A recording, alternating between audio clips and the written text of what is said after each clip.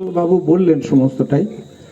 আর save Jalangi আন্দোলন এবং নদী বাঁচানোর জন্য যে আমাদের চেষ্টা বা কেন নদীটাকে বাঁচানো উচিত বা নদীটা কতটা মৃতপ্রায় অবস্থায় রয়েছে সেটা সবাই আপনারা জানেন। আপনারা সবাই জানেন যে এই নিয়ে শুধু আমরা করছি না, সবাই করছে। যখন বলা হলো যে সেভ জলঙ্গি লড়ছে, সেভ জলঙ্গি লড়ছে না, সিঞ্চনও কিন্তু লড়ছে, একই সঙ্গে লড়ছে, একই তালে লড়ছে।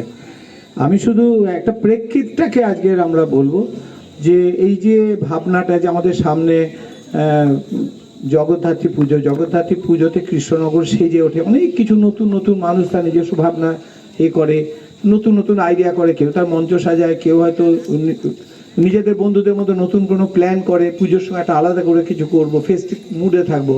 তো আমি এসএন সময়কে সত্যি সত্যি ধন্যবাদ দিচ্ছি যে তারা ঠিক এই সময়টাকে তারা এইভাবে ফেস্টিভ মুড হিসেবে নিয়েছে, যে তারা শুধু নদীর ধারে এসে নদীর কথা বলবে, সেটা নাটকের মাধ্যমে এবং বিভিন্ন রকমের আরও যারা আছে তাদের মধ্যে। সুতরাং এটা একটা খুব গুরুত্বপূর্ণ প্রেক্ষিত। আমি সুদীপ্তকে এই জন্য বিশেষভাবে ধন্যবাদ দেব।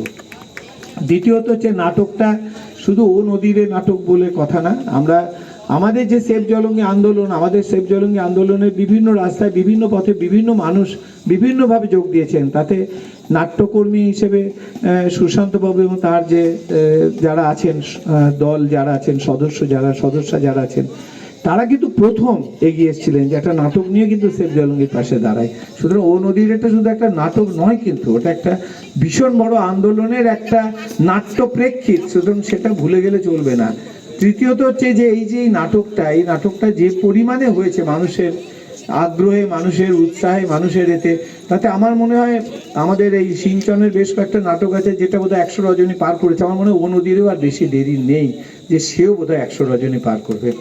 হ্যাঁ, চতুর্থ হচ্ছে যে এই নাটকটা এত ভালো ঘষে মেজে তৈরি করা হয়েছে, কিন্তু আমরা খুব দুঃখের সঙ্গে জানাচ্ছি যে আজ অবধি এই নাটকটাকে পরিবেশন করার জন্য এই ছেলে মেয়েগুলো যে পরিমাণ খেটেছে সেই পরিমাণ দর্শক আমরা দিতে পারিনি, আজও পারিনি। সেই জন্য আমরা কিন্তু আগামী দিন, অথচ এই নাটকের মধ্যে এমন কিছু ভাষা আছে, এমন কিছু বক্তব্য আছে যেটা কিন্তু গ্রাম বাংলার একদম ভেতরকার টান। সুতরাং আমাদের কিন্তু কর্তব্য হবে যে এত ভালো, এত সুন্দর নাটককে যে করে হোক, যেটা সুশান্তবাবু বললেন যে আমরা খুব কম সময়ের মধ্যে সব মিলিয়ে কতগুলো করেছিলাম, আমাদের 12টা বোধ হয়, হ্যাঁ 12টা মতো আমরা করেছিলাম, কিন্তু আমরা খুব চটজলদি করেছিলাম। আমাদের মনে হয় খুব ওয়েল প্ল্যান্ড ওয়েতে একটা চাপড়া, বড় আন্দোলন, এরকম একটা বেল্টে এবং একটা 73 বেল্টে মিনিমাম দুটো একদম গ্রাম বাংলার মধ্যে আগে থেকে অ্যানাউন্স করে মৎস্যজীবীদের ধরে আমাদের দুটো প্রোগ্রাম করা খুব দরকার। কেননা এটা অনেক বেশি হয়েছে শহরাঞ্চলে, যেখানে কিন্তু আমরা সেই পরিমাণ মানুষকে পাইনি। ওদের যে পরিমাণ এফর্ট, যে পরিমাণ এনার্জি, যে পরিমাণ নিজেদের সময় ব্যয় করে করেছে, আমরা সেই পরিমাণ মানুষের কাছে পৌঁছইনি।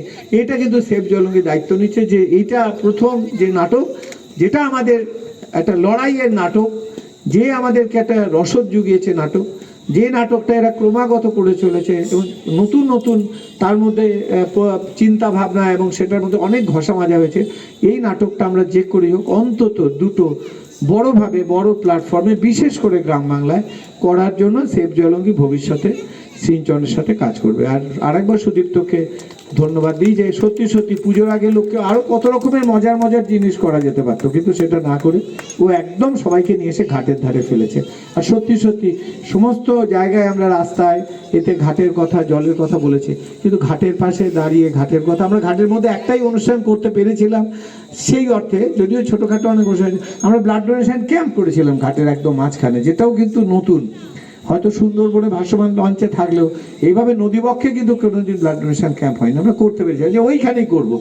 সেই সময় corona period blood donation camp বলেছিল, ওইরকম আনস্টেবল জায়গায় ব্লাড ডোনেশন ক্যাম্প হয় না, কিন্তু করোনার সময় আমরা এত বেশি সংগঠনগুলো জোর ছিল যে আমাদের এক কথায় তারা রাজি হয়ে গেল, তারা কিছু বলারও সুযোগই পায়নি।